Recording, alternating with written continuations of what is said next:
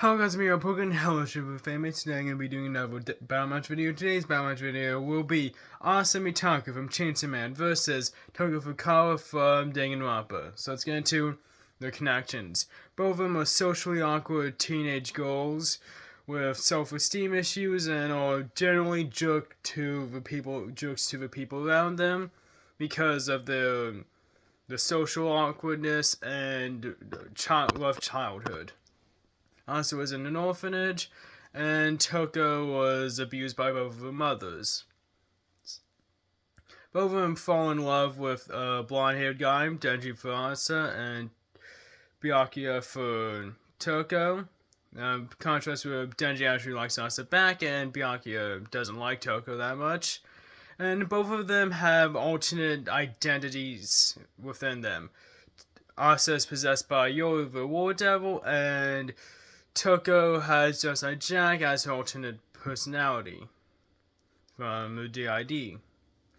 So yeah, there's a lot more connections than just that, but I don't have time for that. I'm just gonna go into the debate. So yeah, going over like basic stuff. Asa has a range and versatility advantage via the fact that Yoru's connection to the gun devil, she's able to just call upon it with her arm and then shoot people with like massive bullets. And they would destroy a massive part of a city. So yeah, I think they're also in the shit. I can't tell. Remember in the chapter where we're when the aging devil blocked Yoru's bullet. I can't remember whether or not it was the shape of a finger or a bullet. One or the other. Anyway, yeah, she could shoot people with really large bullets via her contract via the gun devil and the contract the gun devil brings with other people. Since the gun devil was caused by war and the war devil. She claims it as her own child and can take possession of it. That's a really long explanation how her ability to just use the gun devil works. And she also has the tank devil, but we haven't seen it do much yet. It could potentially change the outcome of this matchup into Asa's favor, but it's unlikely because it's probably just a defensive thing. That's what most people are theorizing. Anyway, yeah, Asa just has massive range advantage via bullets. While Toko can throw her scissors and has a massive purple scissor spirit bomb, the throwing scissors thing is definitely like not as useful as is just a giant bullet. And the massive scissor spirit bomb is something that she can use as like rapidly. So yeah. Another advantage that Yoru has is just versatility, being able to turn anything that she views that she owns, as she can just turn it into a weapon, like the gun devil and her Asa's school uniform. It's either Yoru or Asa needs to view it as something that as a possession of theirs for them to turn it into a weapon. That was what Yoru was trying to have Asa do when on a date with Denji, trying to turn Denji into a weapon, and so then she could defeat Pochita, despite the fact that Pochita is inside of Denji. Chainsaw Man is Denji, and she didn't know that at the time. So yeah. So, another thing that Yoru has is regen. She's able to heal herself via drinking blood. So, yeah. Overall, Toko doesn't have really, like, much advantages in, like, abilities and, like, skill experience and whatnot. As Yoru's a devil that's been alive for probably thousands of years. So, yeah. That gives her a massive experience advantage. And her finding of the devils definitely gives her like overall skill advantage, as well as Toko doesn't really use much skill. She's just a serial killer, so yeah. And something that Toko might have is invincibility while Genocide Jack, because in UDG when you play as Genocide Jack you're invincible. Problem with that is that it's probably a game mechanic, or just Toko being massively stronger than everyone, as all the Monokumas. Problem with her being stronger than all the Monokumas is the fight against Big Bang Monokuma, since she's still invincible against the Big Bang Monokuma. And despite the fact that Big Bang Monokuma is probably stronger than Genocide Jack, so there's a counter argument to that, but it's probably as a game mechanic. I'm not going to be including it, to be honest, because it's kind of iffy. And if you use it, Toko just wins via invincibility. That she has more Genocide Jack. The advantage that Yoru and Asa have is that Asa is physically the same strength, while Toko's Asa has the same abilities that Yoru does, just Yoru knows how to use them better than Asa, and they should physically be the same. While Toko probably gets a strength boost when Genocide Jack, when she becomes Genocide Jack, and Toko can't use Genocide Jack's abilities like the scissors or scissor spirit bomb or any of the other supers having rain scissors rain from the sky or pinning people to the wall with scissors and whatnot. So yeah.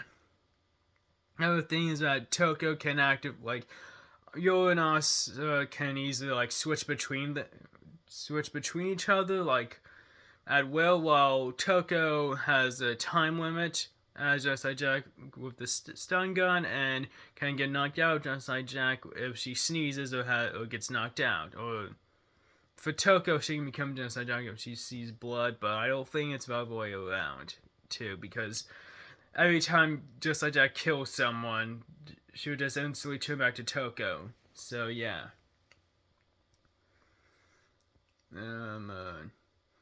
So yeah, Yoru and Asa just take all the basic advantages like versatility, experience, just the less weaknesses as well. So let's get into stats, because this is the main thing. If one of them stat sums the other hard enough, then Asa's advantages don't really matter. So yeah. Let's go into speed. In one of the more recent chapters, Yoru summoned the Gun Devil all the way from the Gulf of Mexico to Japan, assuming it took the shortest route to Japan, and assuming moved in 1 second and have to be moving at Mach 30,000. So that's impressive. There's also the Gun Devil from the Statue of Liberty. I think that's a Gun Devil, a variation of a Gun Devil that Yoru summoned.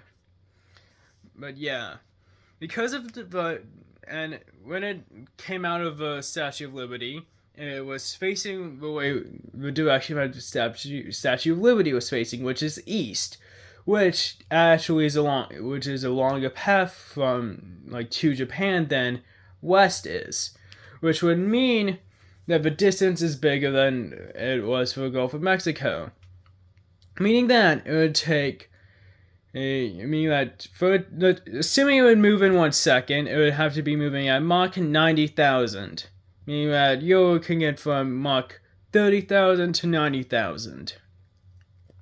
And for Toko, she can scale to Nagisa Shingetsu's mech, which was able to easily dodge the hacking gun. And so was Toko in her boss fight when she was fighting against Komaru. So we are scaling to Nagisa's mech. Toko should be able to move at 4 times faster than light, which light speed it moves at Mach 800,000, making Toko, and times that by 4 make it Mach 3 million, making Toko decent chunk faster than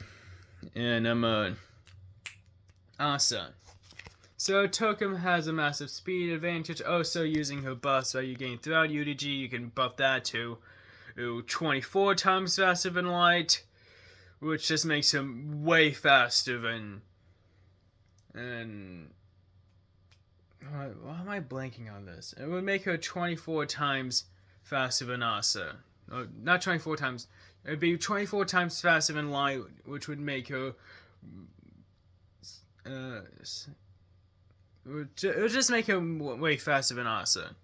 It's massively faster than Asa. I was trying to calculate, since space, without the buffs, it would be Mach 3 million times out by 6, it would be Mach 18 million versus Mach 90,000. That's a massive gap. Just gonna say that. Then Toko takes speed by a lot. Now going on to strength and durability, since they should realistically scale to the same thing. Asa can scale to feats that can get to 100 megatons of TNT, while Toko can scale to Big Bang Monokuma's head splitting the clouds, which can get count from 2 megatons of TNT, which will make it 50 times weaker than Asa's, or using the high end of the feat, since that's the low end, the high end can get to 200 megatons of TNT, making Toko 2 times stronger than Asa. And if you use her buffs in UDG, you can get her to 5 gigatons of TNT, which makes her 50 times stronger than Asa. So Toko, if you use the low ends, Asa's stronger. If you use the high ends and the buffs from UDG, instead of the power-ups throughout the game, use that, Toko's is either 2 times stronger or 50 times stronger, which gives her a solid strength advantage. So overall, Toko has stats by a decent amount. She is over 200 times faster and 50 times stronger. If you don't include her buffs, she is weaker. She is not as strong and not as fast, but she is still stronger and faster. If you use the low end of Big Bang Monokuma Spring Cloud's feat, then Asa would probably win that she is 50 times stronger. And while Toko is fast enough to just speed blitz, Asa's regen, Toko can eventually have a opening when Genocide Jack turns back to Toko, or she sneezes, or the stun gun runs out. I could leave Toko up for an opening that Asa can use to just hit her with the gun devil bullets. So yeah. Also, better range, versatility, stuff like that, plus regen means that she will eventually just land the hit against Toko, and one-shot her, since 50 times stronger is a lot. But again, that's just with the low ends, and personally, I buy the high end of feats. So yeah, the winner is Toko, but you're just better stats. Sorry for the beginning of just saying Asa has all these advantages, like versatility, experience, less weaknesses, less obvious weaknesses. Just for Toko to stat stomp. See, speed blitzes is Asa no matter what you use, and she's consistently stronger within the high ends and the buffs. So yeah, winner is Toko Fukawa from Danganronpa. I really like this matchup. It's one of my favorite matchups. It's probably my top 20 most wanted matchups, despite it not being popular at all, sadly. They're both having much more popular matchups. But yeah, I still really like this matchup. I really like the connections, fight dynamic, and stuff like that.